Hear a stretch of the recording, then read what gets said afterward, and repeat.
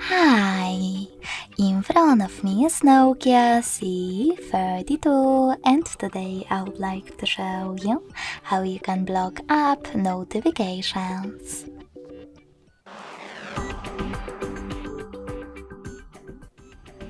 You need to begin by going into Devices Settings and tapping on Notifications.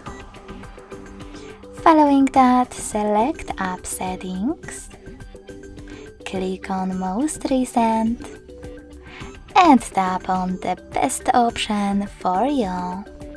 In my case, Most Frequent. Now just click on the switcher next to one of your apps from which you want to block notifications, like Play Store. You can switch them back on the same way.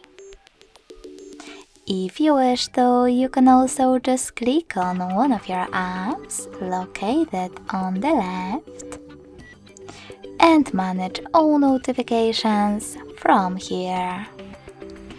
Thanks so much for watching. If you enjoyed this video, don't forget to leave a like, comment and subscribe. Bye!